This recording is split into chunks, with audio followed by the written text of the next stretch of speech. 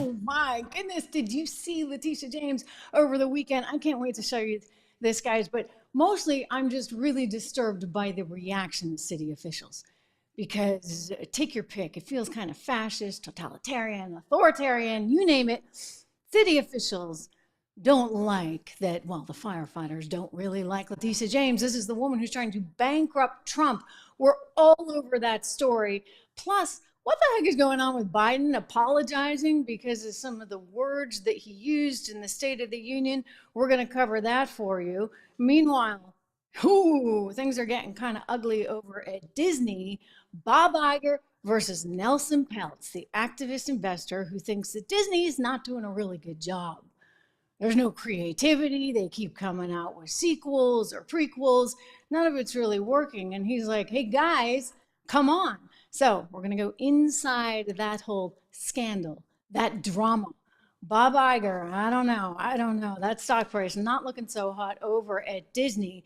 And, well, Donald Trump was on CNBC just a short time ago making some really valid points that I think Whoopi Goldberg is going to have a problem with.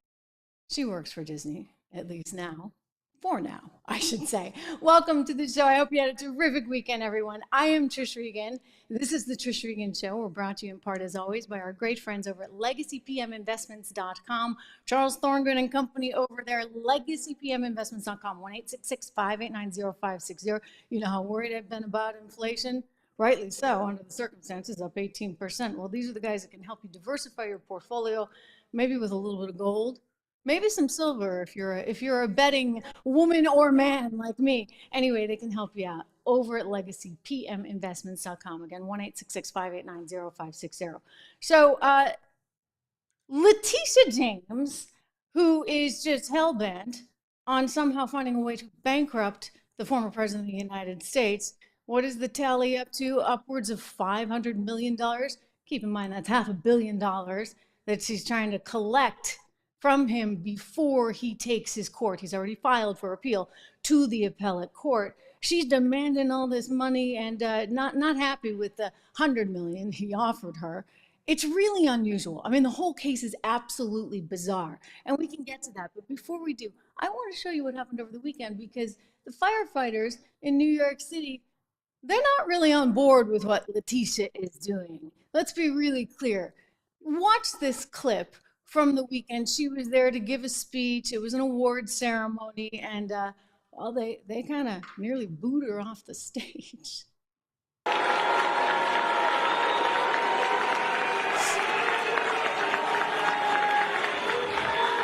Oh, come on, we're in a house of God. First, simmer down. I want to thank Commissioner Kavanaugh and Chief Hodgins for that recognition. Did you hear them yelling in the back? Did you hear what that was? They started chanting Trump, Trump, Trump, Trump. In other words, Leticia, the firefighters, they ain't with you. Police aren't either. Most of America is not with you on this. This is why he keeps going up in the polls every single time they fire another lawsuit or there's a new wrinkle in whatever comes out as far as these courts go. America's looking at this saying, whoa, since when did Leticia James, a prosecutor elected by people, I guess, who just wanted to get Trump, because that's what she campaigned on. Don't forget how many times we have to listen to that. I mean, she's like, I'm going to get him, I'm going to get him, I'm going to get him. How is it that our courts have been so highly politicized that a woman like this promises she's going to get him, and now it looks like she's really trying to get him? I mean, hopefully the appellate court steps in soon. They can't get in there soon enough.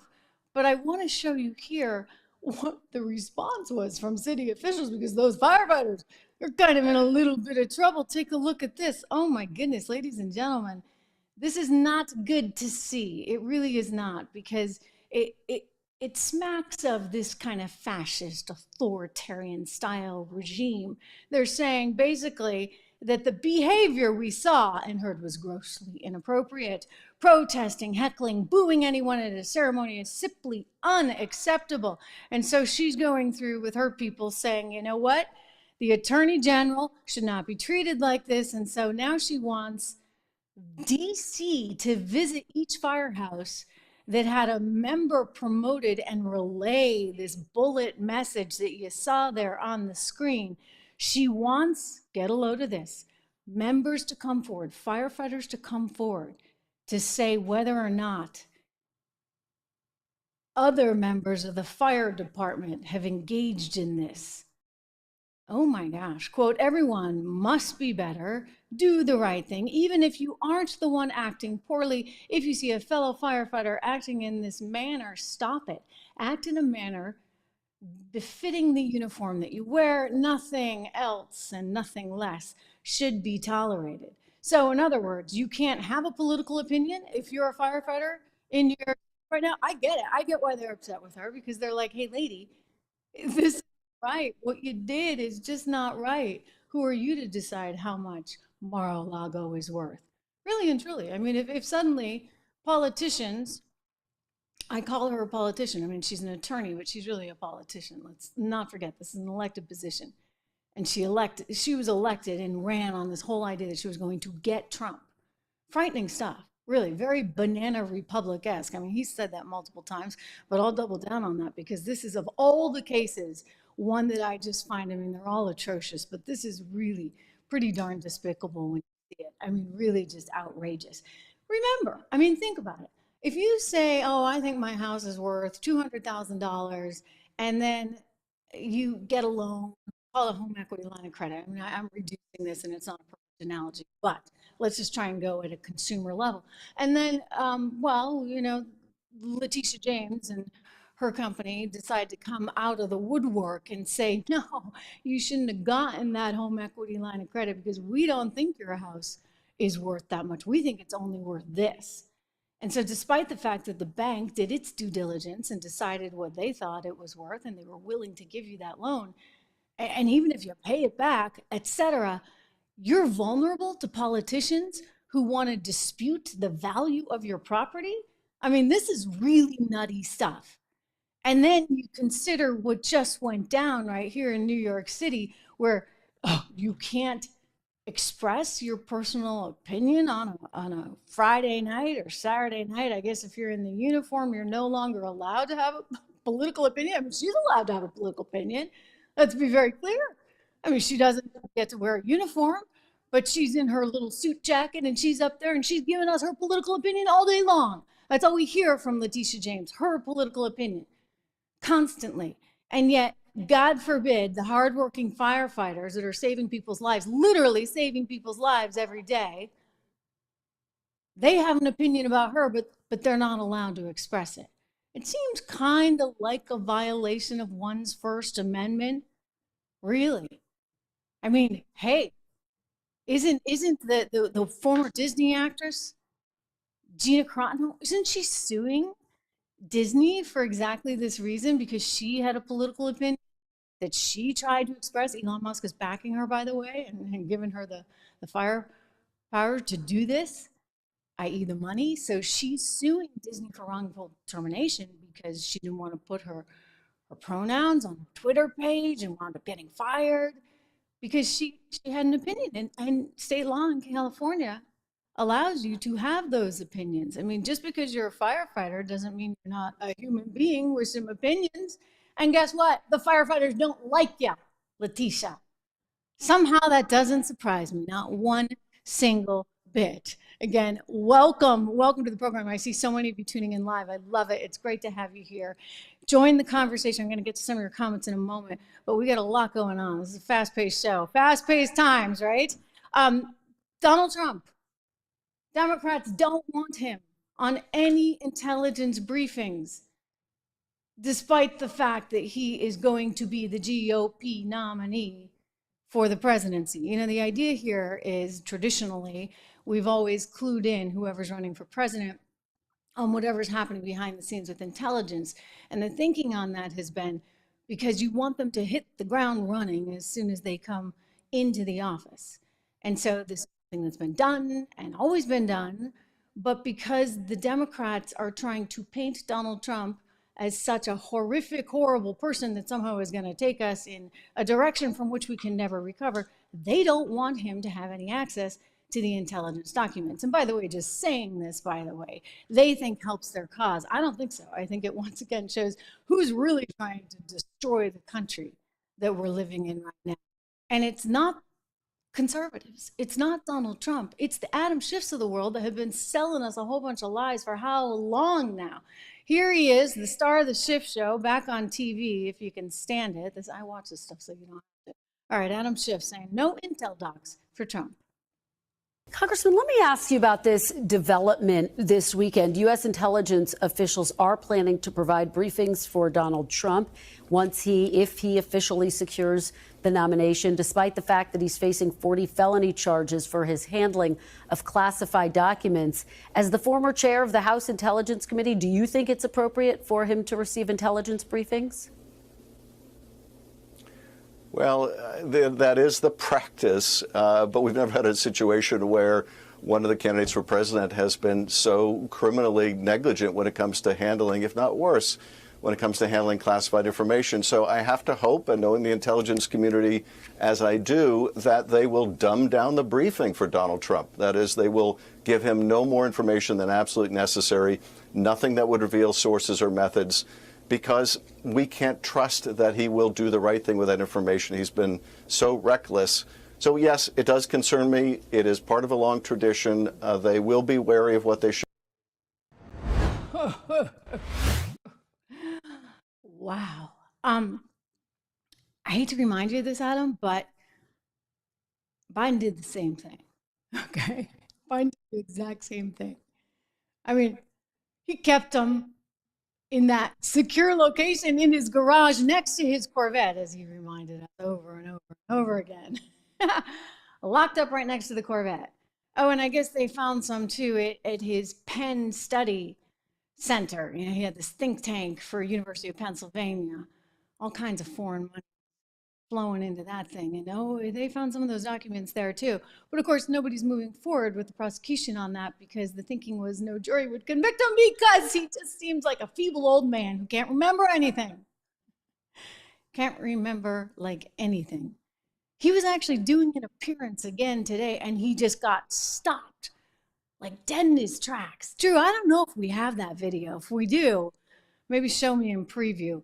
I sent it over, but we didn't. I didn't put it in the rundown. But I'm just telling you guys. You know what? He was up there. I think this was in Manchester, New Hampshire today. We do have some stuff of him talking later, but he just stopped dead in his tracks, a deer in a headlight. And it's like, hey, what happened?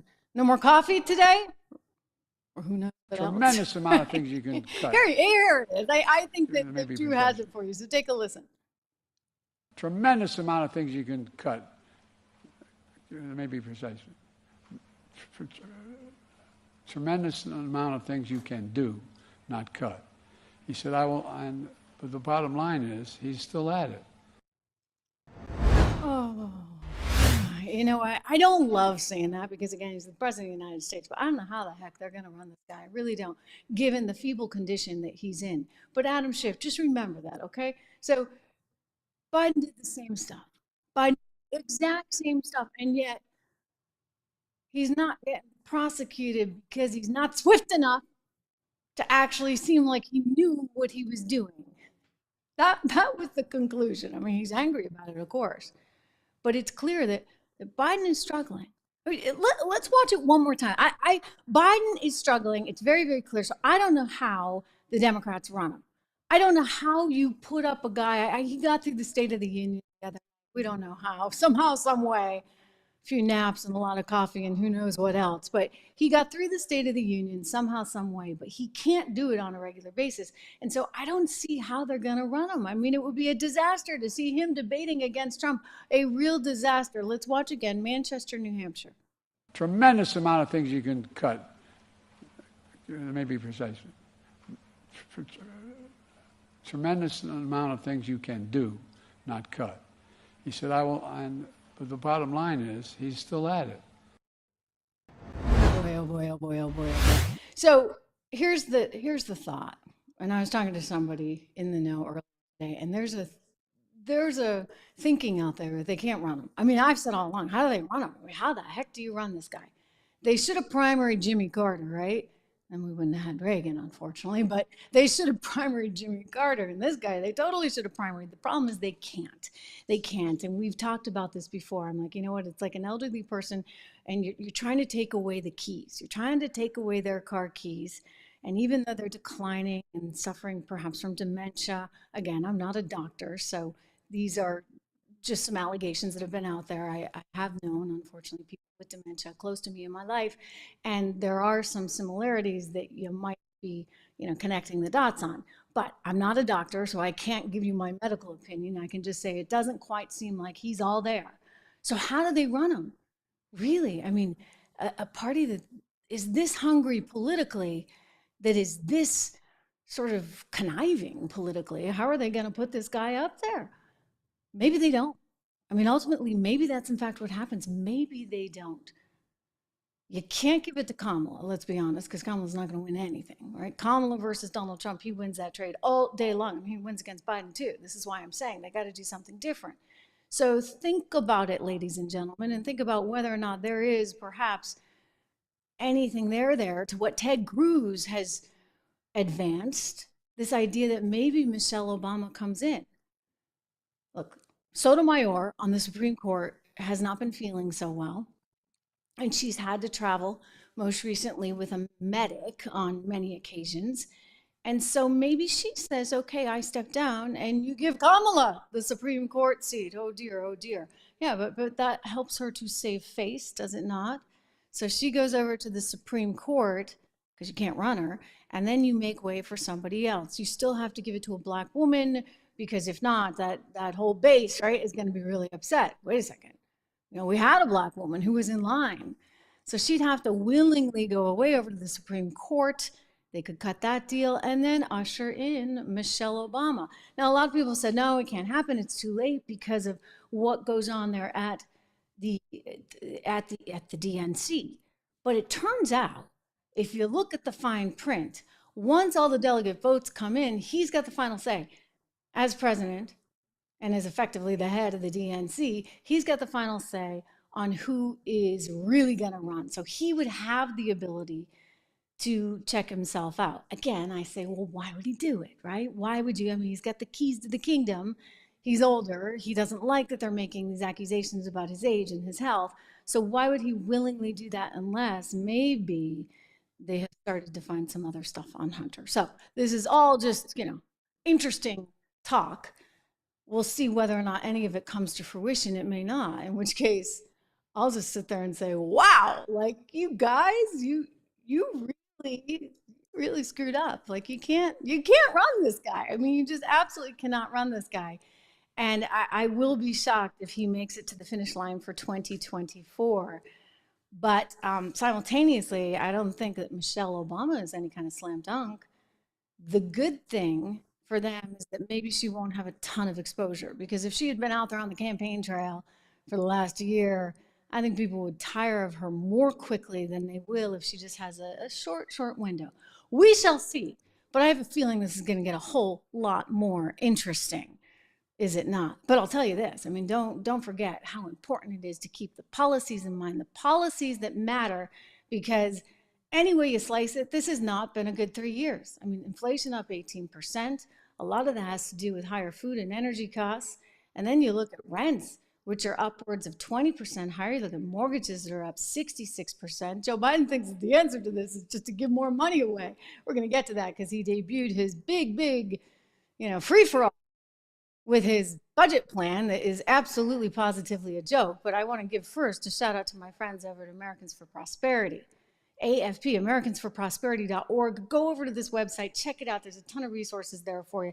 These people are committed, and I mean committed, to making sure that we have the right policies to prevent inflation in our economy, to prevent ourselves from being in really challenging situations tied, for example, to the border issues that are going on. They've got a lot of great ideas, a wonderful, wonderful think tank. They also were smart enough to buy Bidenomics.com. So if you have any questions about Bidenomics, go to Bidenomics.com, because AFP has really just set the record straight for you over there. So again, AmericansForProsperity.com, wonderful organization working very hard right now to get the congressional races and the Senate races, because if Donald Trump wins the presidency, Keep in mind, ladies and gentlemen, that's just one leg, right? You got to have the whole kit and caboodle. You got to have the House. You got to have the Senate if you want to get your policies and your ideas forward. So Americans for Prosperity, working on that day and night. You know, Joe Biden had a bit of a blip thanks to Marjorie Taylor Greene at the State of the Union the other night. You probably saw that. You know, she stood up and she was basically calling him out because he wasn't talking about the problem at the border as it relates to violence with all of these illegal, undocumented, as they like to call them. I mean, who the heck cares? They're illegal, okay? They're here illegally. Like, that is the proper use of the word. And by the way, they used to say it all the time. I was looking at some sound this morning from Barack Obama talking about how we can't have 500,000 illegal people crossing into the country every year. Now it's more like 7 or 8 million under Joe Biden.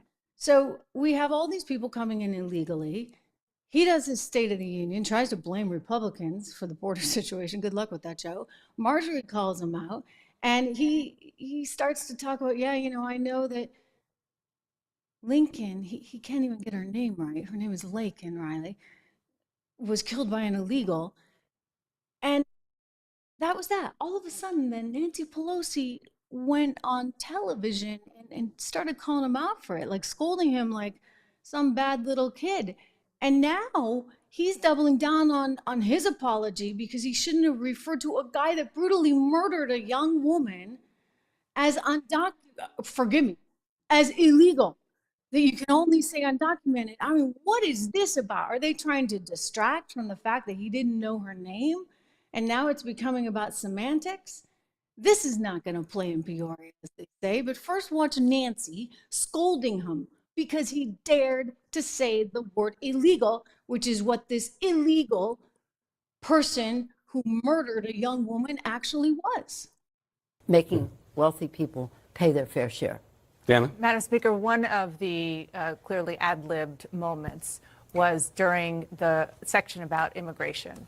And I'm sure you saw the buttons that your colleagues across the aisle had. And he had one of those buttons. We believe it was given to him by Marjorie Taylor Greene. And when she said something to him during his speech, he responded. I think we have that. Let's listen to it. I didn't see any Republican buttons.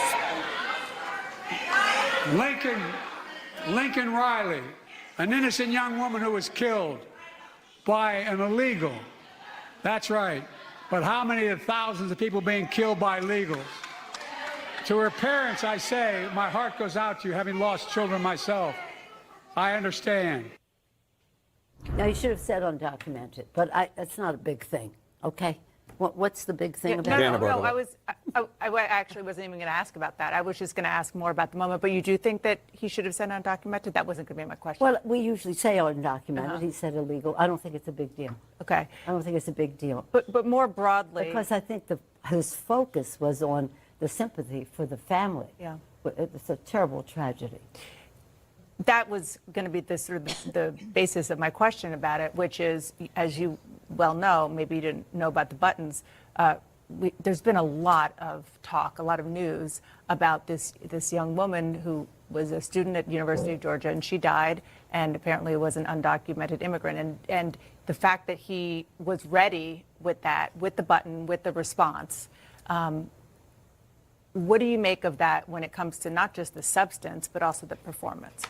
Well, I think that it was, if that's spontaneous. See, I don't know about the buttons, and you're telling me that they had buttons. I didn't see. I didn't do too much schmoozing with the Republicans before. Usually we do, and we had some conversations, but none of the ones that came over to converse with us had those buttons on, so I didn't see the buttons. So we want to make a thing of the button. The president, I think, handled it very well. Yeah, and I think he handled it very well. It's a terrible situation. That anybody losing a child or a family member. It's a terrible situation. But I think he handled it well. It's a terrible situation, which is why you should actually be focused on that, Nancy Pelosi, and not on semantics surrounding whether he said undocumented or illegal. The guy was here illegally, okay? That is the proper use of the word. Anyway, I think they're trying to distract. Because then Joe Biden's doubling down on this. Oh my gosh, I can't believe that I said illegal. Here he is on, was this MS? Of course it was MSNBC. Of course. He goes on with this reporter. Check it out. Look of surprise on your face when you walked into the chamber and you saw Congresswoman Marjorie Taylor Greene. It was priceless. You feigned shock at seeing her.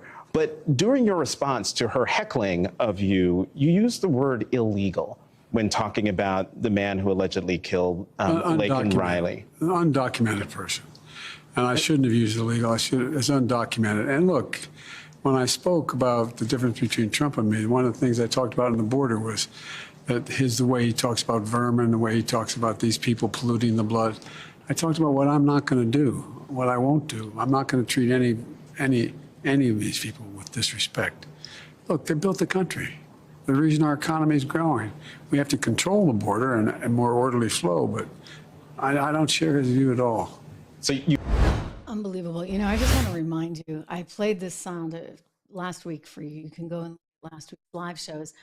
Unbelievable. In the 2020 debate, Joe Biden actually called for a surge at the border. Literally said, I welcome people to surge the border because, you know, this is who we are as America, et cetera, et cetera. So he invited them here. They're now coming here in droves. And you got to say, like, what is this really about? Elon Musk is making an interesting observation saying that it may be about the census. In other words, all of these people are counted for the census, and the more people you have in certain particular districts, well, then the more congressional seats you can have. 320,000 people were flown in under the radar of anyone's knowledge. It was the Center for Immigration Studies that discovered this through FOIA requests, et cetera. Now the administration has admitted it. Yes, they flew in 320,000 people to all of these different cities in the dead of the night. People didn't even know. The cities didn't even know. The White House made the decision that somehow they didn't want to tell the cities because there might be too much pushback.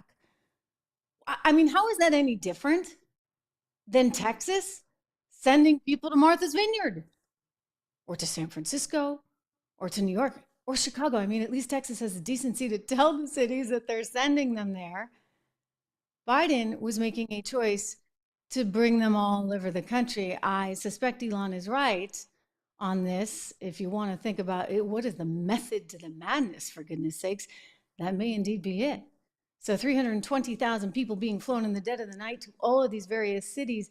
And why? Maybe because it helps them to score more congressional votes. Anyway, they're here illegally. That's the term. They're illegal aliens, right?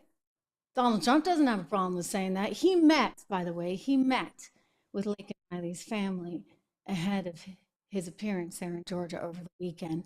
And he spoke very passionately about why we need to address this crisis, a crisis that he cited as far back as 2016. Let's watch. When I say he was an illegal alien, he was an illegal immigrant, he was an illegal migrant, and he shouldn't have been in our country, and he never would have been under the Trump policy.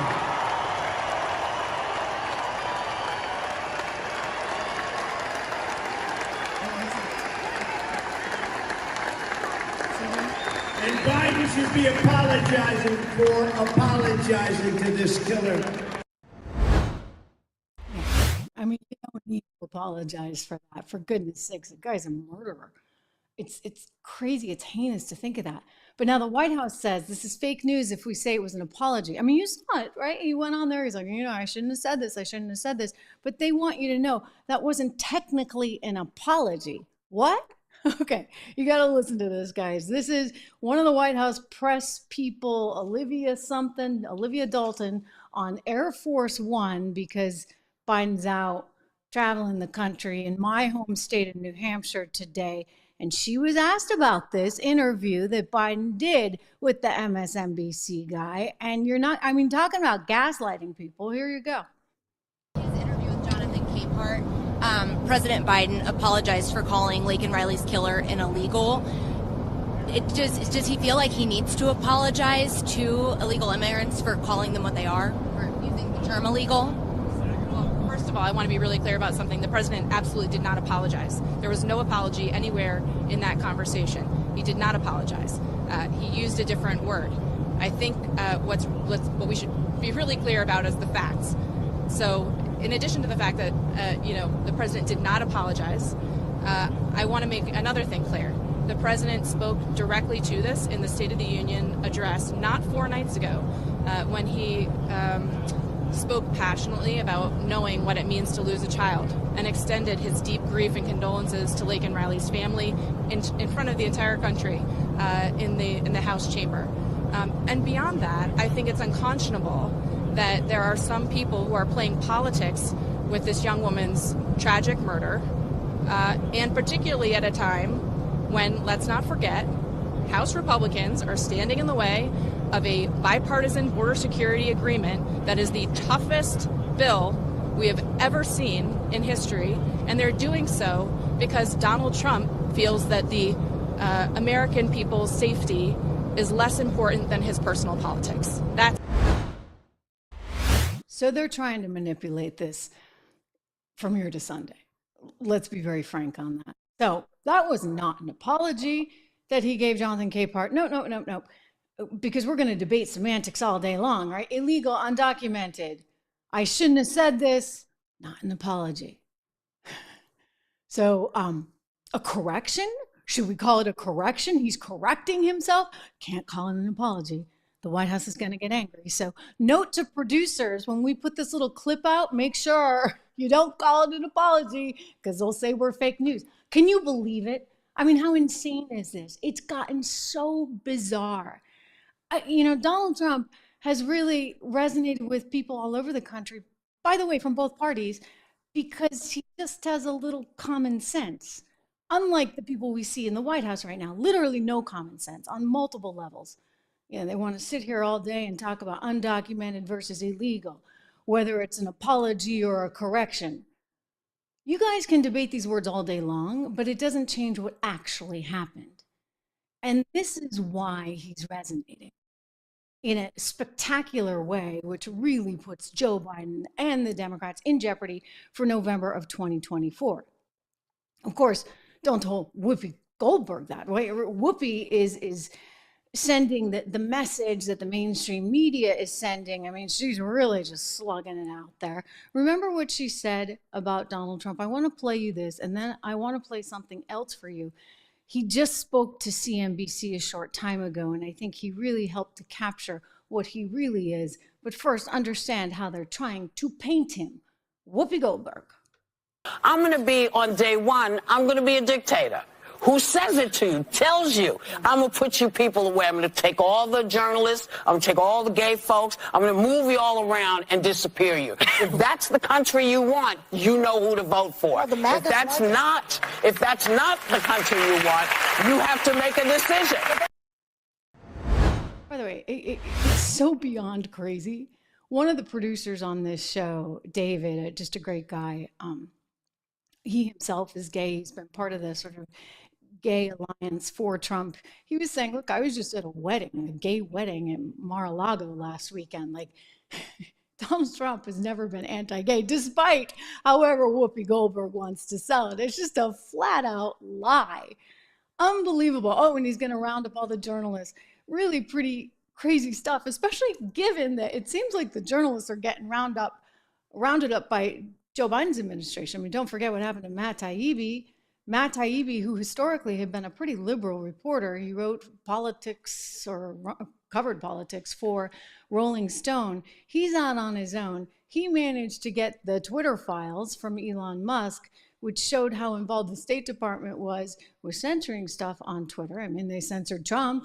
The Ayatollah, he could tweet all day long, but not Donald Trump. So Matt was about to testify on Capitol Hill before Congress, and what happened? The IRS showed up at his doorstep, at his home. I mean, is that not kind of like a coincidence of sorts?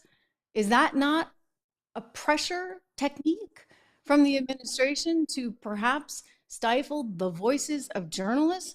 So that Whoopi Goldberg is actually, I think, kind of already, as far as the journalism stuff goes, already happening.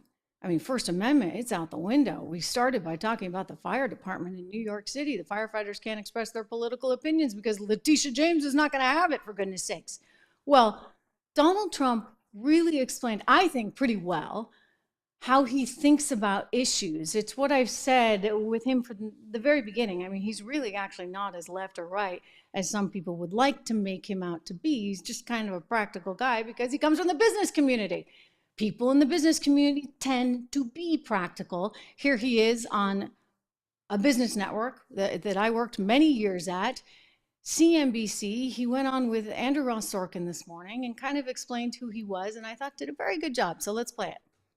Though, given how divided it feels this country is, I want to play you just a piece of tape from Ken Langone, who I believe supported you in the last election, who was on Squawk Box earlier, about a month and a half ago now. And I want to show you what he had to say, because I think it represents a lot of voters out there. And I'm just curious if you would react to it and explain sort of how you feel about it to the voters. Look at this, if you could, for a second. I worry if Trump wins that it's going to be 4 years of getting even.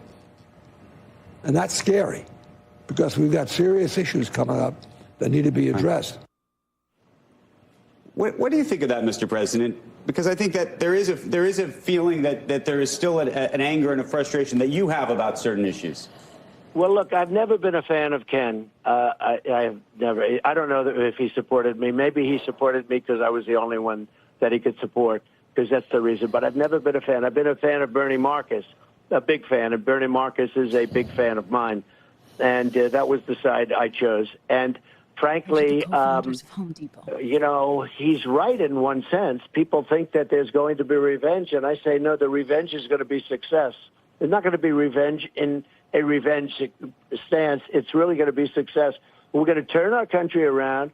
We're going to bring sense and common sense. You know, people say you're conservative. I'm not conservative. You know what I am? I'm a man of common sense. And a lot of conservative policies are common sense. We're not going to have open borders. You're going to have to come in legally. We're going to close up the borders. I had the best border. I had the safest border in the history of our country. And it was all he had to do is he could have gone to the beach like he likes doing. He thinks he looks good in a bathing suit. If he would have left everything in place, including the people that were doing it, I had the best border in history. We built 571 miles of wall. I got Mexico to give us massive numbers of free soldiers. Now, there's a case of tariffs. I said, if you don't give us the soldiers, we're going to put a 25% tariff on your cars. They laughed at me when I said I want 28,000 soldiers. And I like, you know, the president of Mexico. I think he's a very good guy. He happens to be a socialist, but you can't have everything. But they laughed at me. I said, I want you to give us 28,000 soldiers on our border to stop the people that are coming in with the caravans. And they laughed at me. I said, that's okay. You don't want to do it, right? Yeah. I'm going to put a 25% tariff on all of your products, including all of the cars that you're selling. You know, they took like we were babies, 32% of our car manufacturing business over the last 30 years. 32% is now being made in Mexico and getting bigger all the time.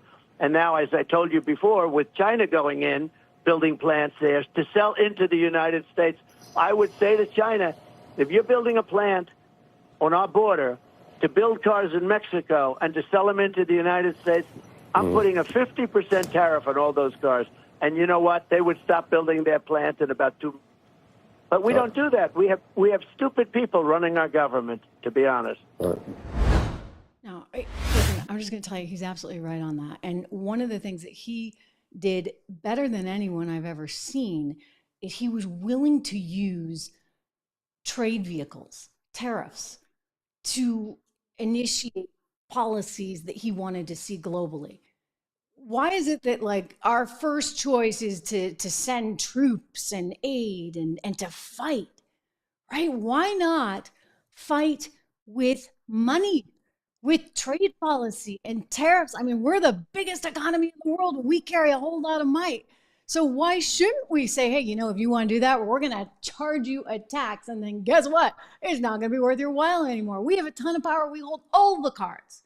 We hold all the cards, and yet no one in Washington is willing to play them or use them. And I think part of the reason, maybe, I'm just guessing, because everybody's got some kind of vested interest in something else, someplace else. We have only to go back to look at the Hunter Biden consulting portfolio, right? Burisma, $83K a month. It really makes you question why we're not doing more things that are so absolutely logical. There is no common sense in Washington, D.C. He put it brilliantly. In other words, revenge is winning. Revenge is succeeding.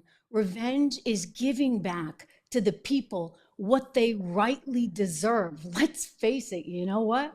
Inflation's killing everyone. I've been pounding the table on this forever.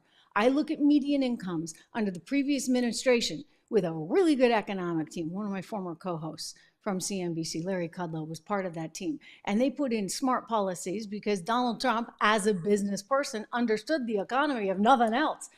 And he made sure that we onshored a whole bunch of capital that was sitting over in places like Ireland. Why? Because companies were like, whoa, the taxes are too high. Let me go do a shotgun marriage over in Ireland and I'll get 12% with this little tiny company over there. So they'd take their capital and they'd move it elsewhere. They'd take their jobs, they'd move them elsewhere. There was no incentive to have it here because there was no common sense approach to economics. Meanwhile, of course, every Tom, Dick, and Harry wanted to be over there in China, wanted to do business in China, cheap stuff in China. And somehow our administration for years had been okay with this. Why? Because I'm assuming the CEOs of these big corporations were lobbying hard enough that it made sense. And so no one's been looking out for the American consumer. And this is what gets me mad. I mean, I feel so passionately about it. It's one of the reasons why I created 76 Research with a very dear friend who has been on Wall Street for many years. He ran billions of dollars there in the funds that he was at. And we had been talking about this. I'm like, who's looking out for everyday investors? Because clearly the administration has its vested interests. Clearly the mainstream media has its vested interests. And clearly Wall Street has its vested interests. My friend, it's Rob Horton. And again, we've known each other for many years and have a very similar, I think, thought approach on all of this. And so we had been discussing this. I mean, I remember at one point, it was like 2020, he wanted to buy Exxon because he's running an energy fund. And he's like, I can't even buy Exxon when it was at a low because of various ESG requirements. Or say you're servicing, some investor that says, well, the US is not ESG friendly enough, so we can't buy treasuries. I mean, nutty stuff. And the reality is this is what Americans are getting handed, right? So if you have your pension fund being run by one of these entities that has all these ridiculous rules, you're not making out as well. Or if you're watching CNBC trying to get stock picks, again, you're not making out as well. Look, I've been there, done that. I know how that all works. And they have only one incentive at the networks, and that's to get ratings. So they're not trying to help you actually invest for the long term in any way, shape, or form, believe me. Nor is effectively Wall Street, nor is the administration. So it's why I created 76 Research, 76research.com. You can get your free guide to independent investing there. You can sign up for the 76 report. You'll get some stock picks. You'll get a lot of information, perspective analysis, ideas on what's going on from myself and from Rob Horton. And you can also sign up for our model portfolios where you'll have like 10 to 15 stock picks in each of those portfolios. And they're geared for different kinds of investors at different stages. But if nothing else, go check it out. Get the free stuff, 76research.com. Again, 76research.com. I'm super proud of it. Like, I've wanted to do this for so long. You guys have asked me for investing advice over the years. And I'm like, well, let me just make sure that I do this right. And this was the right time. We are completely independent. We have independent ideas, and the whole idea is to help you over the long run. So take charge. Let this be your first step in taking charge. We have so much news today. I mean, this is what happens, right? When you come back from a Monday, you come back from a weekend, and you got all kinds of things going on. I mean, the wokeism is out of control, certainly on Wall Street, certainly in this administration, and even, of course, at the Oscars. Did you watch any of this? Probably not. Probably not, because, who wants to watch the Oscars these days when you just have to be fed this constant political dribble? I was glad to see that Oppenheimer kind of cleaned up because I thought that was a pretty good movie. But anyway, I want to show you what Jimmy Kimmel had to say about Donald Trump at the start of the big shindig. Again, like, they just can't resist. They got to go here. Take a look. Guys, make sure we tear up that envelope so there's no confusion with the best picture.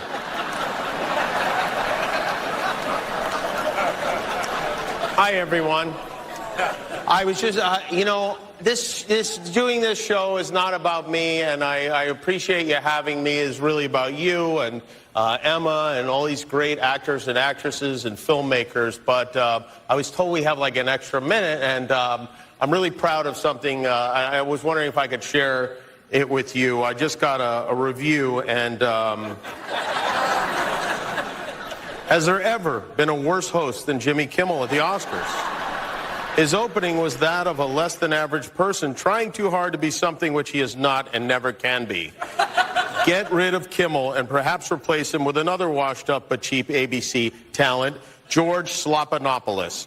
He would make everybody on stage look bigger, stronger, and more glamorous. Blah, blah, blah. Make America great again.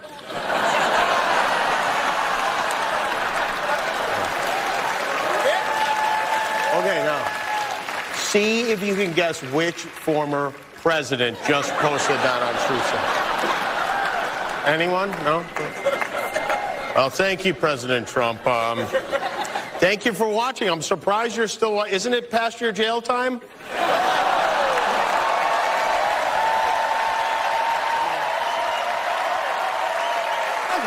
so they loved it. But, I'll tell you, it just keeps helping Trump. It really does, because people, they don't really watch the Oscars anyway. Maybe they caught some of that. But the more they go after him like this, the more America feels like, whoa, because what does America have in common with Hollywood anyway? Hollywood that makes it so abundantly clear over and over and over again that they don't like you. They detest you. They think if you're a Republican, you are the scum of the earth. How dare you want to keep more of your money? How dare you don't believe in the big, giant, gigantic state that Joe Biden wants to put in? I mean, how dare you?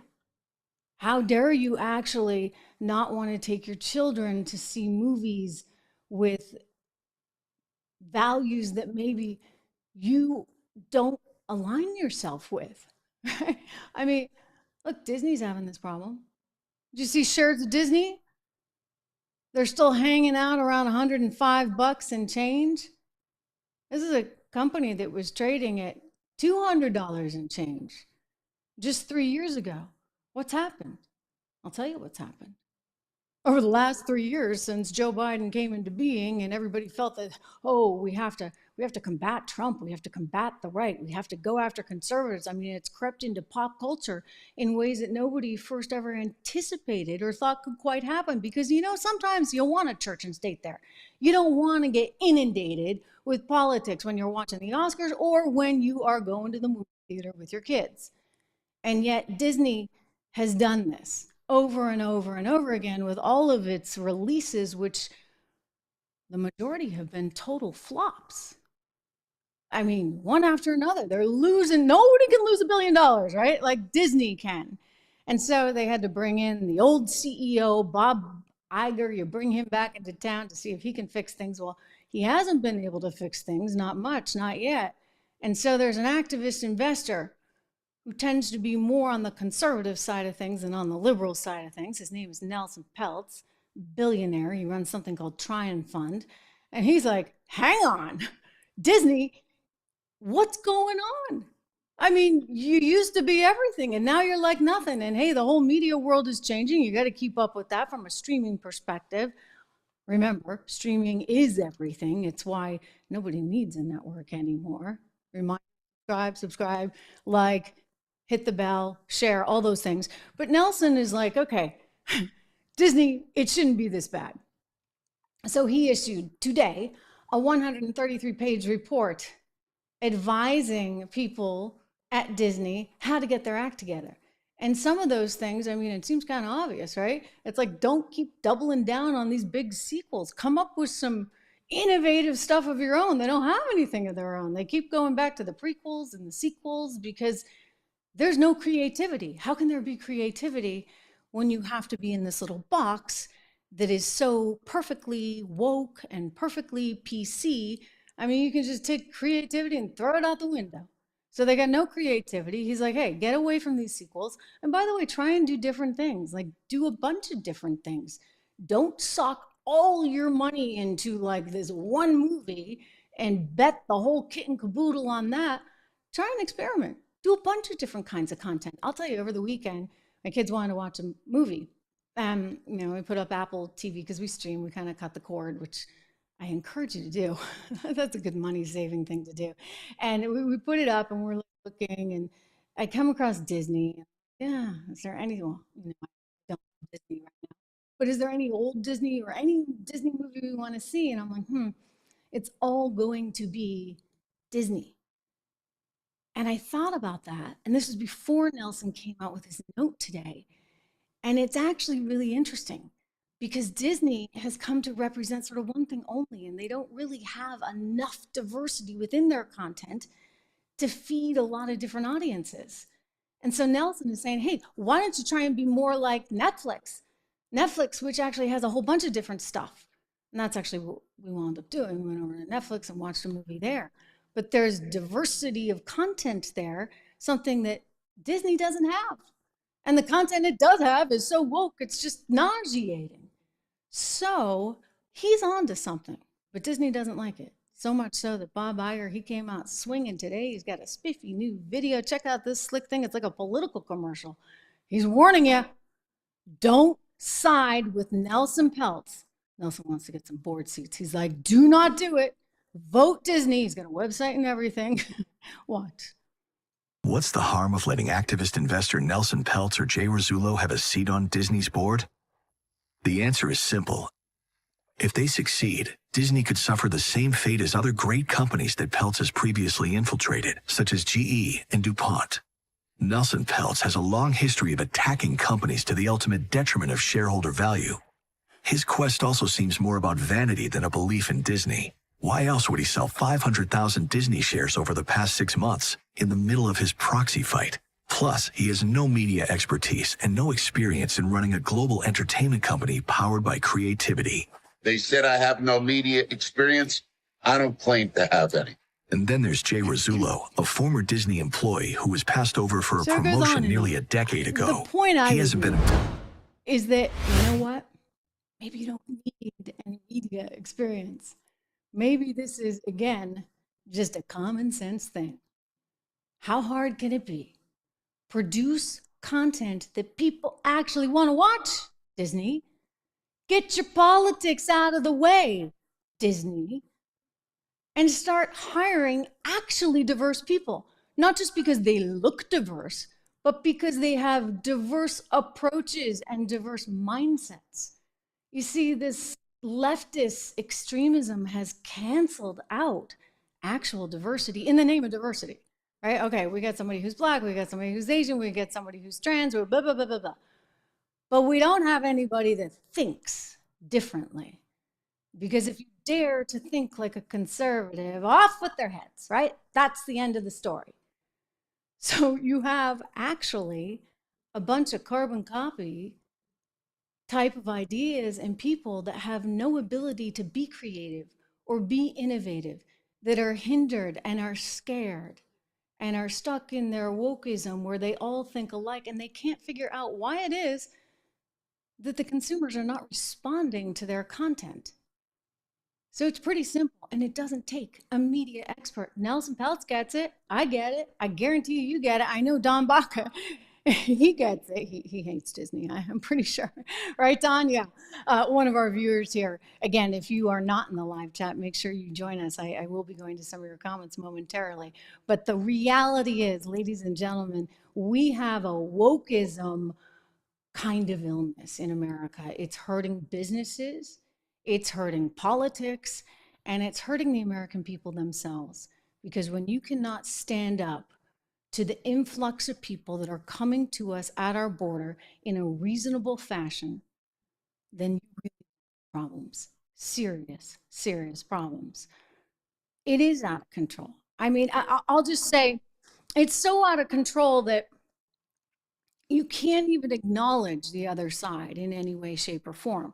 A great example of this is something that just came out over the weekend. It was a clip with Candace Owens and that anchor who used to be over on CNN, whose brother really wound up and continues to be in a whole lot of trouble because he sent people with COVID into nursing homes and then used his brother at CNN to somehow try and spin it. It was really unseemly. I remember saying at the time, hey, listen, you know what? That is massive conflict of interest. The easy answer is for Chris Cuomo to give up his first 15 minutes of the show, give it up to Erin Burnett, and just let her continue on for 15 minutes. And then you come with all the other stories, Chris, right? Because you can't really report objectively on your own brother, for goodness sakes. He eventually lost his job. Jeff Zucker lost his job. And this guy is such a, in my estimation, total moron who's part of this group think that when Candace Owens actually says something like Vladimir Putin's an intelligent guy, which I agree with. I mean, you don't have to agree with Vladimir Putin to say he's an intelligent guy. Chris Cuomo attacks her. I mean, that's the crazy world we live in. Chris Cuomo was like, how can you say that? How dare you say that? You're so wrong for saying that. And she's like, I'm just making an observation. He's proving his stupidity in this. I'm telling you, it's Candace all day for the win. Let's watch. You also have to recognize that Tucker just went over and interviewed Vladimir Putin. And this is significant because then you saw what it looks like when somebody not only has the mental faculty, I mean, irrespective of what you thought about the interview, you cannot, you are forced to acknowledge that he's an incredibly smart person. I mean, he started in the 8th century. I think that it is not good that you're using Vladimir Putin as some type of positive attribute metaphor for a leader. That's not okay? That's not what I did at all. Well, you're saying that you're saying, well, he's smart. He is smart. So why would you not acknowledge someone smart? What does that do? Does that make me a Putin supporter? Because you're clearly smart. No, if you can sit down and unpack Russian history but from what's the 8th point? century, what do you mean? What the point? What's the point the is point? to say that the entire world can now see this contrast of a man who can't remember what happened 2 hours ago, who still thinks that his son is alive, sadly, and often brings up his son as if he's still alive. True. What do you mean that's not? What is not true? Look. What is not true, Chris? Actually say what is not true. Think, you're really going to say that Joe Biden believes that his son Beau is alive? He has done that on camera. He has said he has misspoken as an old man that is talking about something that hurts him. Listen to you. No, because Chris. Listen, again. There's no reason to do this. You're doing so great. I'm not going to let you do this to yourself. Like, Listen. what? No, seriously. There's no reason to do it. Obviously, Vladimir Putin is intelligent. There's no reason, doesn't make you anything to acknowledge the fact that any person that can for an hour straight unpack the history of their country starting from the 8th century has their mental faculties about them. Okay. That is the only thing that I have made, and I said that contrast is now playing out in the American people's mind of, wow, okay, I don't care what I think about Vladimir Putin or Russia, right? But the fact that they have a leader who can speak in this manner, right, who is able to remember these things and to communicate in this manner makes us aware of how much we are not getting out of our own leaders. That is a very valid point. Okay, I get it. I hear you. And I completely disagree, okay? Oh, because again, whatever, buddy. You know what? picking a metric of we can bail on this, but you get the point, right? He doesn't want to say that another leader is intelligent. Somehow that's sacrilegious. And then the best part was when Candace said, hey, I'm not going to let you do this to yourself, buddy. Because he just dug himself in. He's like, oh, that's not true. That's not true. It's just an old man who oh my gosh, this is exactly why I really question. And what I said at the top of the show, how the heck are they going to run this? How are they running Joe Biden for the presidency that is so important that they care so much about? I mean, when this guy, this anchor, is just saying, well, he's a poor old guy. I mean, it's like the Her report. It's like, we can't prosecute him because he's just a poor old guy. Well, what is a poor old guy doing running our country? Thank you very much. This is our country. These are our lives. This is our future. We can't have that. I'm sorry, but you know what? It's over. It's over. The ship has sailed, he has jumped the shark, and there's too much important going on in this world. So Candace, way to go, girl. I love it. I love it. And I'm just struck by how dumb some of these anchors are. You know, I'll tell you a little story. I have worked in TV, you know, for many years. I never scripted questions, ever. I never would allow producers to script questions for me. I was bad enough I had to read the teleprompter, right? I most often, I was never good at teases because, you know, I just want to give it all. But I would always write my answers, or I'd go over them with a fine-tooth comb with the producer to make sure they were in tip-top shape. Because they had to come from me, right? They were my words. Well, too often in this business, and especially at some of these networks like CNN or MSNBC, that are being run as producer shops as opposed to talent-driven shops, well, guess what? Somebody else is writing all the copy. The anchor just reads it. And not only is somebody else writing the copy, they're writing the questions. They're writing the questions. So how many times have I been on with some anchor somewhere, and they're literally reading the questions off the prompter? And you may have actually just answered that question, but because they're on automatic pilot and all they know how to do is read that prompter, they just keep going with the exact question of something that you just answered. It happens, dare I say, a lot on the left. And I say that, I mean, I worked at CNBC, I worked at Bloomberg, and I worked at Fox Business. And Fox is actually the only place where I actually saw some deviation from that, where it was much more talent driven, but it used to drive me crazy at the other places. And I was like, no, I'm not asking these questions. By the way, no, I'm not going to rely on your research. I mean, some of it's okay, you know, we appreciate the help. But if I have some 25-year-old researcher with a very leftist bent writing my questions, how's that going to be any good? Anyway, I'm just telling you, I think Chris Cuomo has had a few too many years of leftist researchers writing his questions, writing his intros, and he hasn't learned to think for himself. Unlike Candace, who, by the way, has come up in the streaming world and is out there thinking for a living, right? Because that's what smart people do. And I'll tell you, as this business changes and changes and changes, you're going to have more smart people saying, this is what I want to do. I want to work for myself. I don't want to work for a network. I don't want other people writing my stuff or trying to get their hands into my questions. And they're right about that. I want to turn to, again, more bad policy with more stupid people, and that would be the latest and greatest out of Joe Biden. Check out how the New York Post is characterizing his new budget. I love this. This is great, you guys. Leave it to the Post, right? Leave it to the Post. They've got a great graphic, and they're like, woo, spending spree with all these dollars floating all around Joe, because that's what it is. He just wants to give away money. Don't forget, ladies and gentlemen, we are in the middle of an election season. So of course it's a spending spree. Why wouldn't it be a spending spree? Can you believe this? I love this. New York Post saying he's got a $5.5 trillion budget with lots of plans for giveaways. It is actually the highest peacetime burden in U.S. history. So we're at peace, we're not at war, and yet he wants to give out all this money every which way you can possibly imagine. And some of the things that really upset me include that he wants a wealth tax, right? Because God forbid you actually get wealthy. If you make more than $400,000 a year, Joe Biden's coming for you. I mean, unless you're smart enough to be able to figure out things like Hunter Biden did, right? Where you just don't declare the income at all. Allegedly. Although I think that's been pretty much confirmed. And then there's other things in there. You know, he wants to give away like $8.5 billion and more food stamps and food cards. And he wants, he's clinging to that student loan thing. He's got to have something to campaign on. And then he wants to get people to pay taxes based on whatever value they have in their portfolios. It's called mark-to-market accounting. So, you know, even if you haven't sold any of your stock, if your stock in Disney today is worth $100, even if it's going to go to 50 next year, Joe Biden wants you to pay tax on the $100 that he thinks it's worth right now.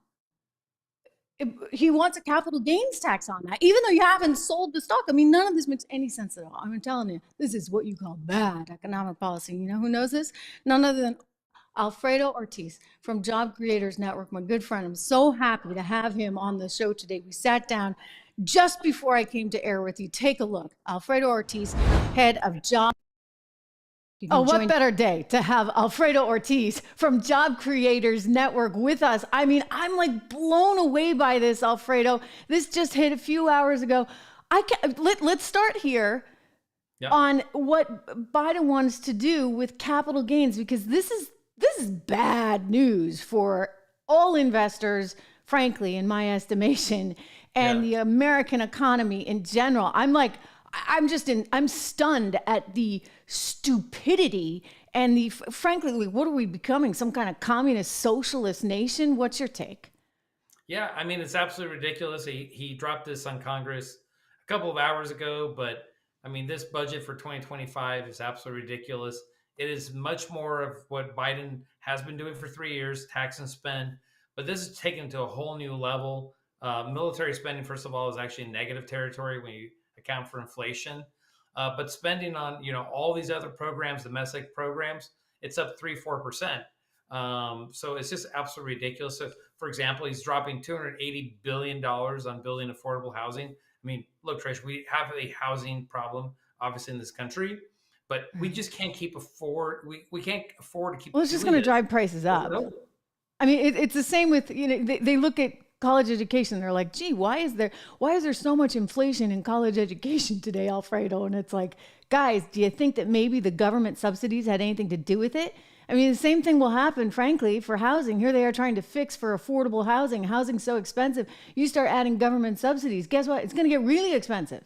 It's absolutely true. I mean, it's ridiculous. We sued on the whole college loan thing. Forgiveness program went all the way to the Supreme Court, and we're really happy with the actions that we did there to stop that.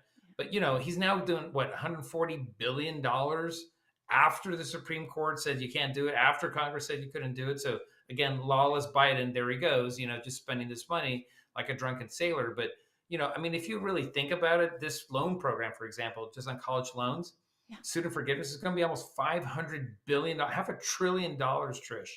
I mean, if he's spending $280 billion, to build 2 million affordable housing units, I mean, shoot, he could take that $500 billion and build 4 million. I mean, instead of buying votes from the youth, like what he's doing here, he could actually put it to use if he's going to spend that money, not just kind of forgive it. And to your point, it's not really helping the kids, right? I mean, it's forgiving the loans. But all the colleges are going to do, they keep inflating tuition costs. Oh, I know. They're sitting on $700 billion of endowment. Not to mention, it's very true.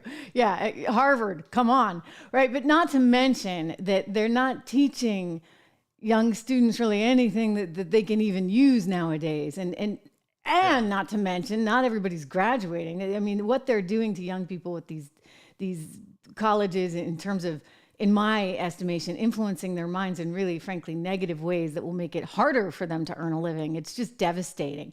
But I want to zero in on something else that is really concerning to me. One, you get a wealth tax in there, and two, he wants to tax unrealized capital gains. Now, just to put this in English for people, think of it like this. You know what? Hey, your house goes up in value. It used to be worth $300,000. Now, Zillow tells you it's worth $500,000.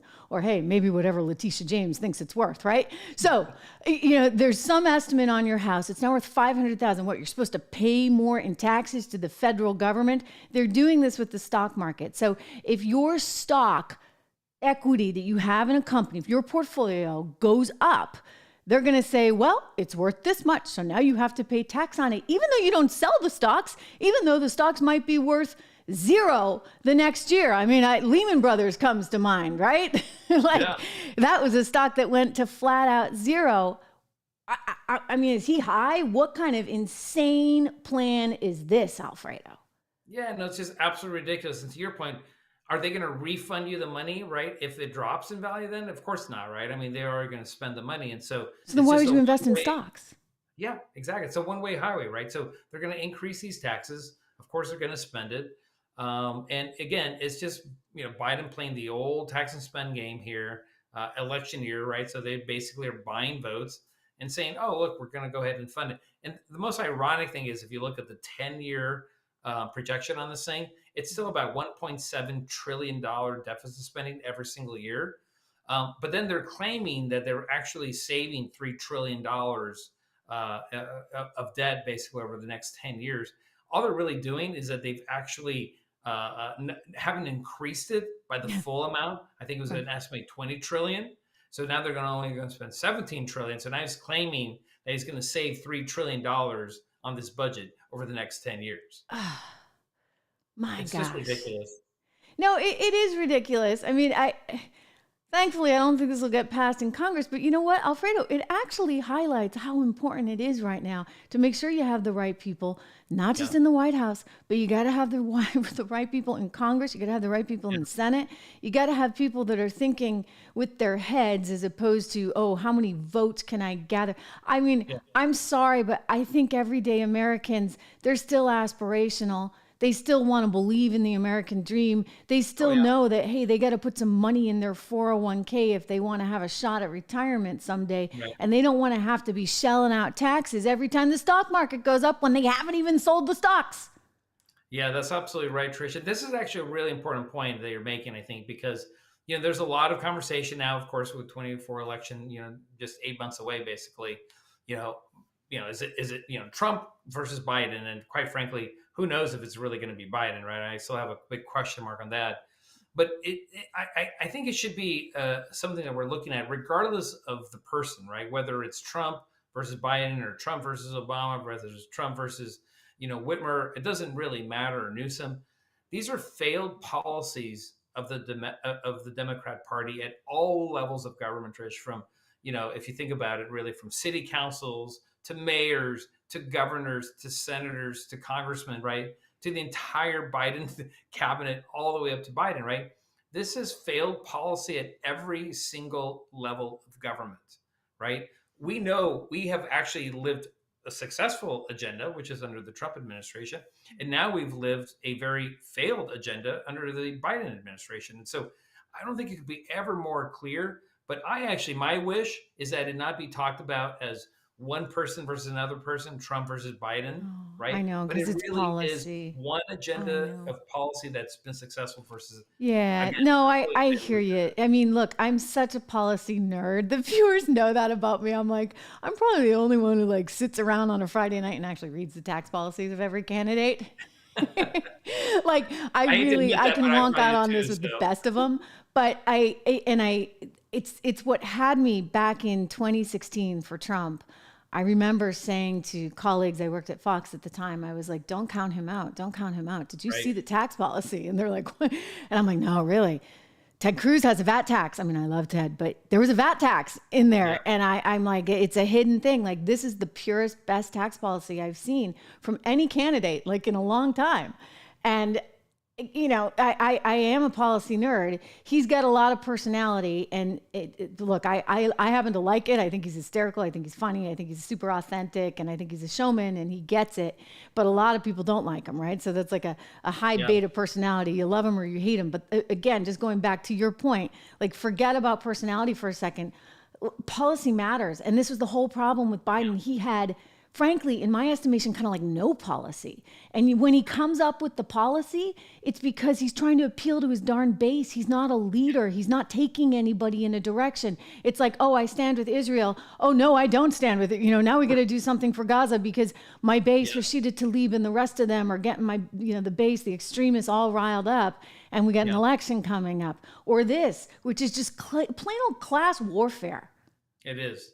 It absolutely is. And, he's making the point, for example, on the tax increases that, the wealthy have to continue paying their fair share. I mean, I'm so sick and tired of hearing that phrase, Trish, because, they're already paying the most of the 1% that they've ever paid as a percentage of total tax. Well, unless you're a private equity investor. And no offense against those guys. I have a lot of friends that are, but I'm sorry. A lot of them donate big time, frankly, to both parties, right? So they keep their little fat cat tax loophole, while everybody else, you make $401,000, and boy, Joe Biden's coming for you. Of course, you're off the hook somehow. Don't get me started on that. No, it's just really ridiculous, and it is class warfare. This thing that he's saying, that the Tax Cut and Jobs Act actually led to a decrease basically in tax revenue. Such a falsehood, because tax revenues are up, I think 33%. Since the Tax Cut and Jobs Act. So it's actually helped revenues. I mean, if you go back to the Kennedy years, what did Kennedy say? That the best way to increase tax revenue is to cut the tax rates. He cut taxes. I know. I mean, it doesn't have to be political. I know it, and not at all. And he knew that was actually the best way to help an entire economy, right? And it's just ridiculous.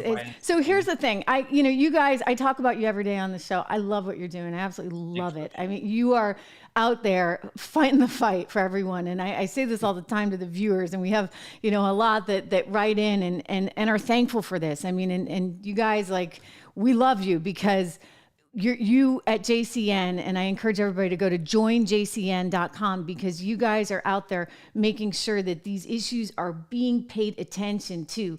Small business owners, they don't have a big enough voice. I mean, you've got the big companies out there that are spending all this money lobbying, but what you're able to do is really be an advocate for small, of which I am one now too, because I own this show and I own my own media company, and I feel so passionately, I mean, I always have, but it's more acute now, knowing that we've got to do more to protect small business owners who are the lifeblood of this economy. You guys are out there training them too, which I just think is phenomenal, to be advocates in their community. I know you provide media training. You're looking for new voices right now. So everybody go to Join JCN. joinjcn.com, Job Creators Network. This is frankly, this is nothing against the Chamber of Commerce, but you guys are kind of like that on steroids. You're doing so much more. You don't have the wokeness. You really believe in the policy itself, to give more to the people and more to the communities and the individuals that are creating opportunity. Yeah, no, absolutely. I mean, look, I was a small business owner myself. I had 2 small businesses. I started in Atlanta. I'm a son of immigrants. I mean, I know what this country can do. I know I'm living proof of it. I mean, I started basically in poverty, growing up in San Diego, education really, and a hardworking mom and the God that I believe in, right, has done amazing things to get me to this point. But I honestly believe, Trish, that this could only be done in this country. And that's why we do have a flow of immigrants coming here, right? I don't see many immigrants leaving. They're coming here because they just believe in that American dream. I mean, we are kind of a little concerned, obviously, on the border security, but we won't talk about border right now. No, but by the way, for small business owners, it's a big issue too. Because of the crime issue. I mean, and this is a real issue. I mean, it's right in front of their doorsteps. And Target can close a few stores in San Francisco, and Walmart can do the same, and it's not going to really hurt their business, right? Overall, if you have a mom and pop storefront anywhere, right, and you have crime issues and you have to close your store, that's it. You've lost your entire dream, your life savings. And this is a real issue that's impacting everyone. I mean, in New York, for example, this issue is on steroids in New York. Unfortunately, for those businesses that couldn't leave, they're closing up. Some of them have actually escaped, and they're moving to Tennessee, to Florida, to Georgia. But for those businesses that can't escape this, I mean, that's it. I mean, they're done. It's terrible. It's terrible. And something has to be done. There's just so much to talk to you about. I look forward to having you back very, very soon. Great day to have you here. Alfredo Ortiz. Make sure everybody go to joinjcn.com. There's so many resources there for you. These guys are fighting the good fight. Thank you so much, Alfredo. Thanks, Trish. They're fighting a fight. And listen, I'm just saying, this is a fight that has to be had right now, because you look at this crazy stuff that the president is coming out for with his new budget, and he's calling for all these higher taxes. He was up in Manchester, New Hampshire today. He's trying to tell us he's a capitalist. He told us he was a capitalist at the State of the Union the other night, and now he's saying again, because you see, any moron could tell you that the policies he's putting forward are hardly capitalist. No, these are totally socialist in nature. He's got a big socialist rooting there with what he's trying to push forward. So, he's trying to say, I'm really not. Listen to him. And now It's my goal to cut the federal debt even more by making big corporations and the very wealthy begin to pay their fair share. I'm not anti-corporation. I represent the state of Delaware. More corporations incorporated in Delaware than every other state in America combined. But guess what? But I'm a capitalist, man. Make all the money you want. Just begin to pay your fair share of taxes.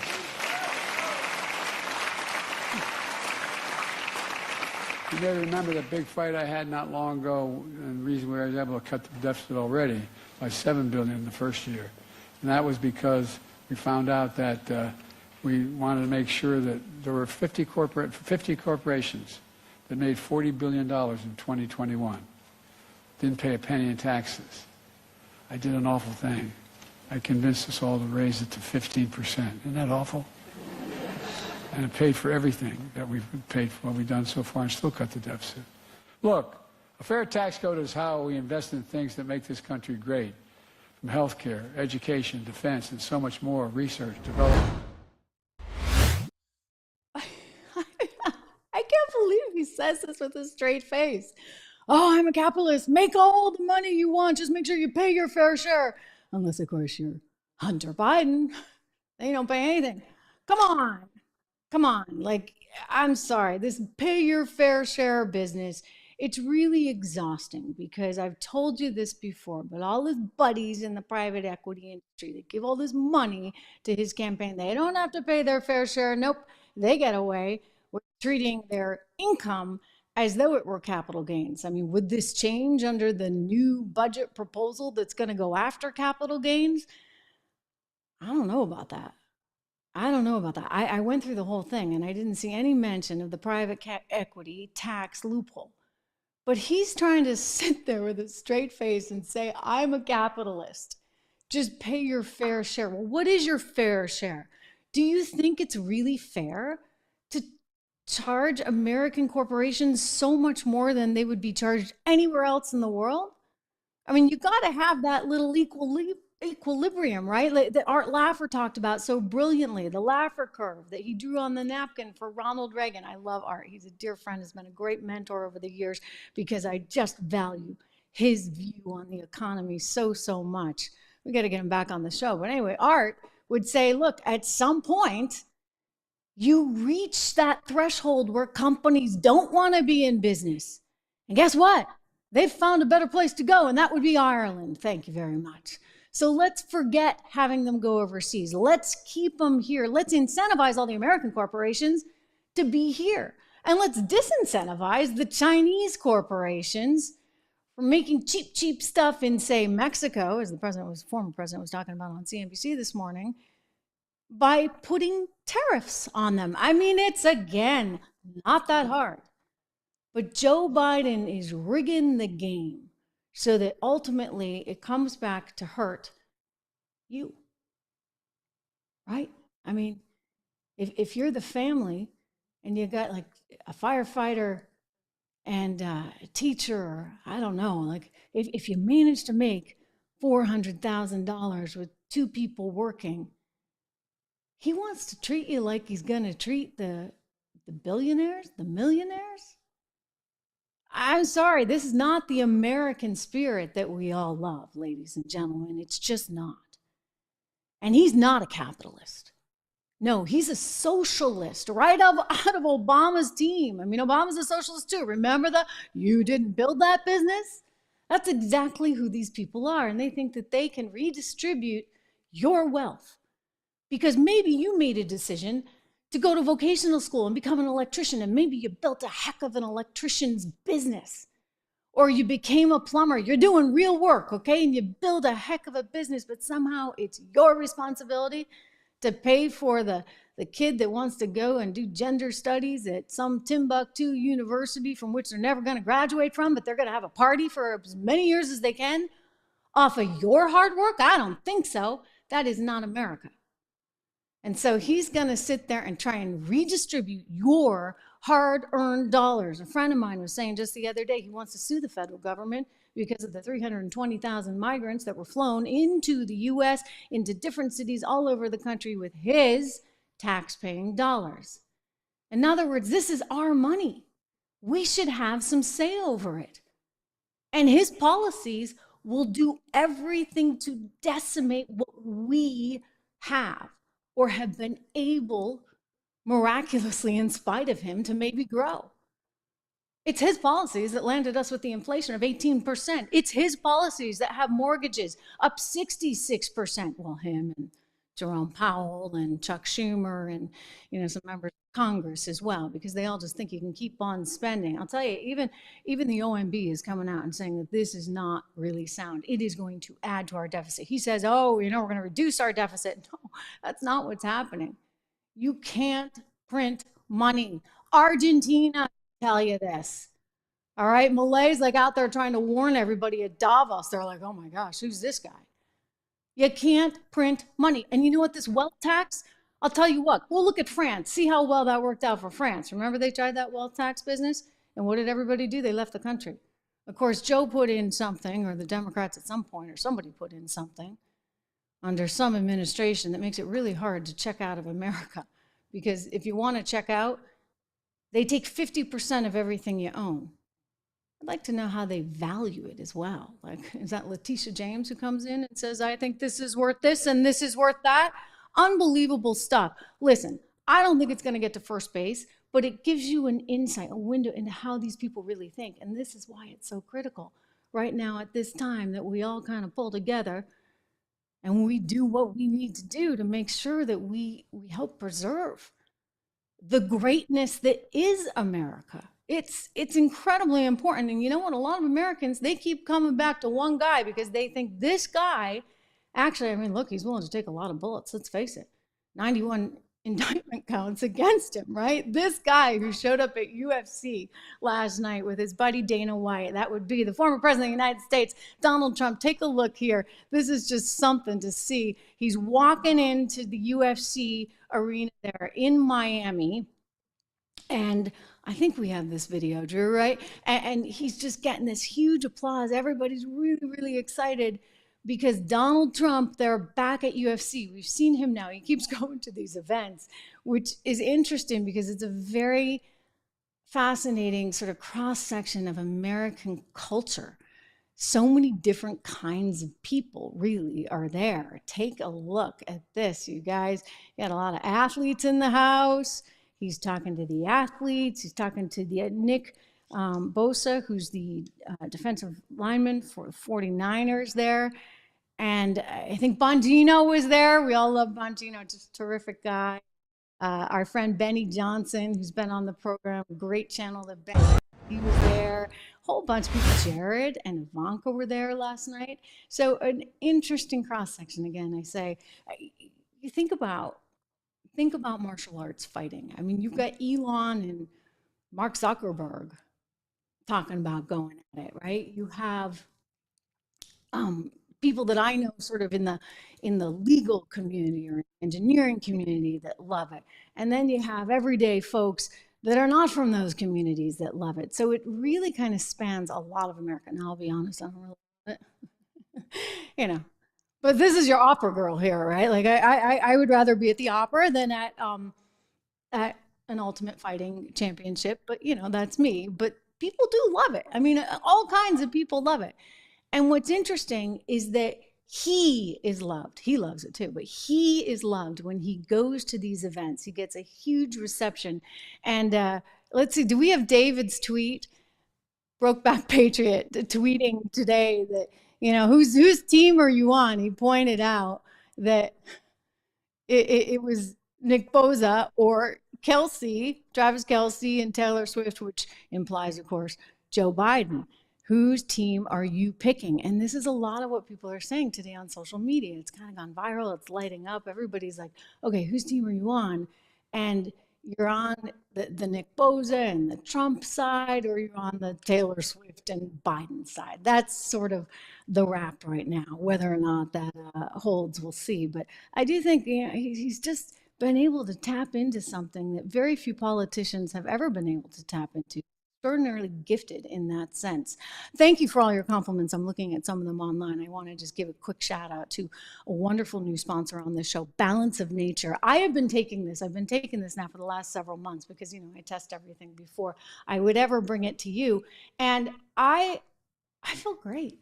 Like, I really do. I feel absolutely terrific. And I take my fruits and veggies now every day.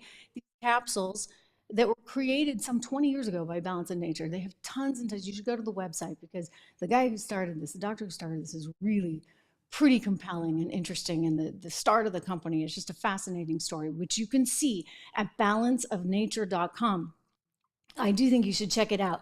I take the fruits and veggies, which is really good for me because I'm not the best at eating my fruits. I can do the veggies, but like, I don't have much of a sweet tooth. So even fruits, I'm like, if I'm going to eat a sweet, I'd prefer the piece of chocolate cake. Thank you very much. And so I know I'm missing out. I know I've been missing out for years. And I got to say, like, I really haven't this religiously taken vitamins since I was probably a kid. And my mom would give me the Flintstone vitamin. So I love this stuff. I really do. I love it. It's easy to take. It's gluten-free, has no crazy additives. Go check it out on their website. And if you're interested in doing this, I got to tell you guys, you know I'm always working discounts because I care so much about you saving money, especially in these inflationary times. We have 35% off. 1-800-246-8751 if you want to call them and talk about it. The discount code is my first name, Trish, 35% off plus I just scored an extra $10 off for you and free shipping. So all with that discount code Trish, Trish. So if you're interested in getting healthy and staying healthy and feeling good, I encourage you to check out balanceofnature.com. Call them 1-800-246-8751 and sign up today. Okay, so here's an off the beaten track story, but one that's kind of just been something I've been watching in the peripheral. You know, like I'm obsessed with politics and economics, and I don't do a ton of entertainment, but occasionally there are these stories out there that sort of surprise me. And this one is certainly one. That would be Kate Middleton. I mean, what on earth is going on with Kate Middleton? Like, I mean, it's sort of nuts because, look, I credit her for telling the British press that she was going in to have surgery and that she'd had surgery, which was better than our defense secretary, Lloyd Austin, did. Thank you very much. But she told them, she's like, look, I'm going in, I'm having this surgery. And then she gets stuck in the hospital for a much longer period than we thought. And it was sort of like, well, why? Like, it was supposed to be a simple procedure. What exactly happened? And no one's entirely sure. If you look at your screen, you're looking at a picture of her that her husband took, and it's her and her kids. And she actually pulled this picture. Well, first of all, let me just say it's a really good thing to see her because people were like, it was becoming a mystery. Like, where is she? The palace did come out and say that it was not tied to cancer. Of course, her father-in-law, we learned, has prostate cancer. They said it's not tied to cancer. But that's sort of all they said. Just, we appreciate that you respect her privacy. And she said, we appreciate that you respect my privacy right now. And that was that. So, of course, there's all these kinds of crazy rumors going on. So in my spare time, I've been like, And you think about like what could it possibly be? I mean, I don't know. There's a lot of reasons why you could be in the hospital for a stomach issue that have nothing to do with cancer. I do actually take her word on that. Look, the palace has a lot of spin, of course, but I don't think that they'd come out and actually say it's not cancer related if in fact it was. So, you know, there's people that are like, oh, she have a tummy tuck, and I don't think it's that either. There are people that wonder if it was a gastrointestinal issue or perhaps other things, and endometriosis. There's a zillion things it could be. I mean, we shouldn't really speculate, I guess, in honor of her privacy, but it is odd, and I'm glad to see her. But what was weird about this particular picture that she put up was that she had to take it down. She actually issued kind of a retraction. They don't always do that. And she apologized for it, saying, you know, like, I was experimenting with editing. I'm an amateur photographer. And there was just this weird thing where you see her hand and then you see, I guess, part of her daughter's plaid skirt. I don't even know what that is. I guess that's it. And so then they took the photo down because it had been edited in kind of a weird way that she missed. She must have done something with the shapes. I don't know. But I guess I was just happy to see that she's out and about, sort of. She was pictured with her mom in a car recently, and her mom was driving. She was in the passenger seat. She had sunglasses on. And so then people were like, oh my gosh, is she okay? I'm going to just say this. I love her. Like, I don't know her. I don't watch much of her. Like, it's really not something that consumes me. I'm not into the royals, but I think she's a pretty amazing woman. And that whole job is just going to stink. Like, that's my perspective on it. And like, you can't get out. It's not like politics, right? You sign up for something and like, you're there for life. Unless, of course, you want to pull up Meghan Markle, and she got out, but she was never going to be in. For real, let's be honest. I mean, the whole problem, I believe, with Meghan Markle is that, one, she didn't know what she was signing up for. And two, once she got there and she realized that she was second fiddle to Kate Middleton, who, by the way, is just stunningly gorgeous and so poised. I've seen some videos of her and it's like, oh my gosh, her posture is perfect. That's hard. That's hard to do. Like, I know I'm sitting here and like my posture half the time is like this, but you know, you got to really keep yourself up and together. And she's always got this like lilting smile, no RBS for Kate Middleton. It's actually kind of amazing. Like, the camera's on and she's just, delivering all the time. But apparently, like, she wanted this, like, her whole life. Her mom talked to her about it when she was little, and she went to the particular school she went to because she knew her future husband to be, I mean, it was a little bit creepy, but I think on the positive side, she totally knew what she was getting into. And she welcomed what she was getting into, and she was okay with her family for generations being into this. Whereas Meghan Markle, on the other hand, was the two-bit actress from Hollywood. I'm sorry, but it was like a B-rated show, and I think she's a totally terrible actress. I've listened to her podcast. And, like it's like really bad and melodramatic, and you know. If the Democrats were honest, they'd say that, you know, Meghan was giving Katie Britt a run for her money. Nothing against Katie. I think that the odds were stacked against her. We can talk. We watched that live, and I was, this poor woman, like, you could just feel the pressure.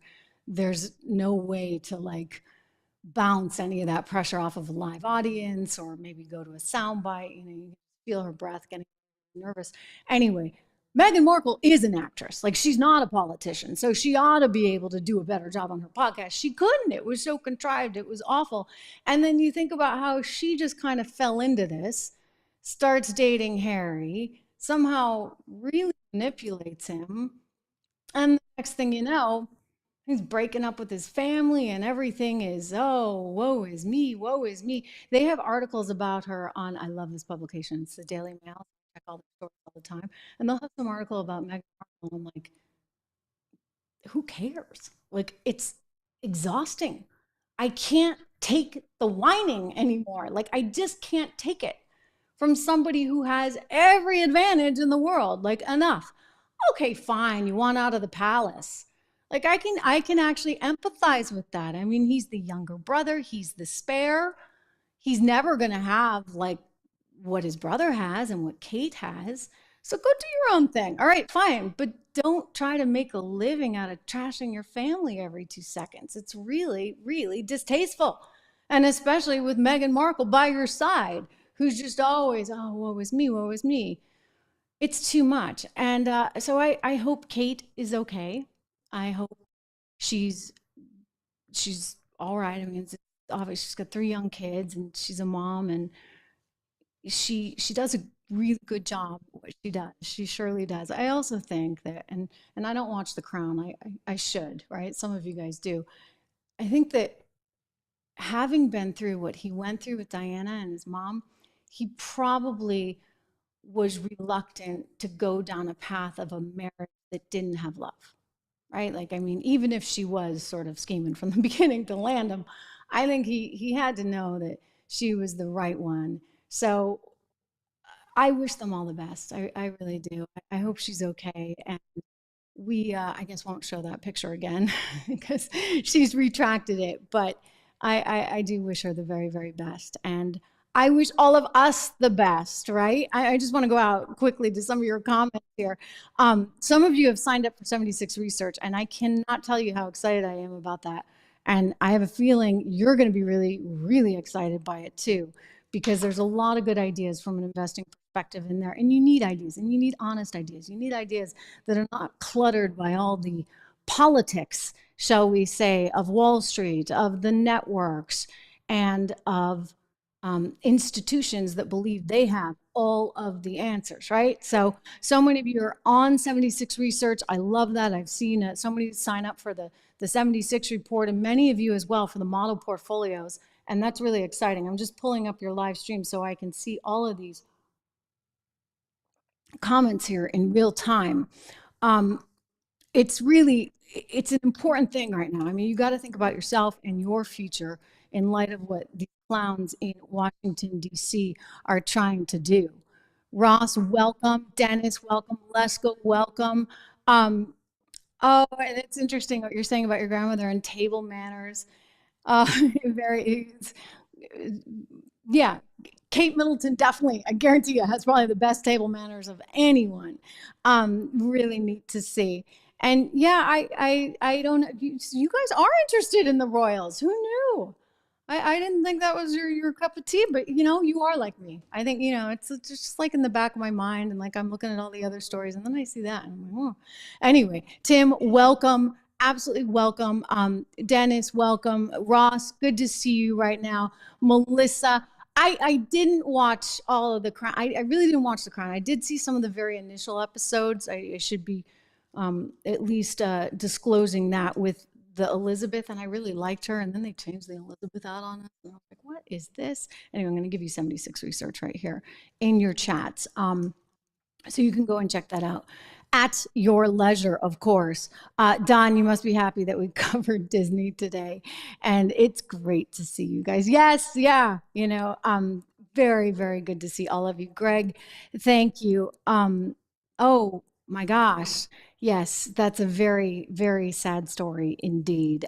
Again, if you're listening to the podcast on Apple Podcasts, thank you for doing that. Make sure you go over and check it out on the YouTube channel or on Rumble. We do have a live conversation, a live chat going on with all the viewers there on Rumble. Mike Costa, good to see you as well today. Look, there's a lot of interesting things going on right now. I'll tell you, more than anything, we need to make sure we get the right policies in place to ensure ourselves a better future ahead. Better future for ourselves, better future for our kids, a peaceful future at that. Thank you so much for tuning in. We're going to continue the conversation live right here tomorrow. Make sure you subscribe, you like, you share, and you hit that bell. See you then.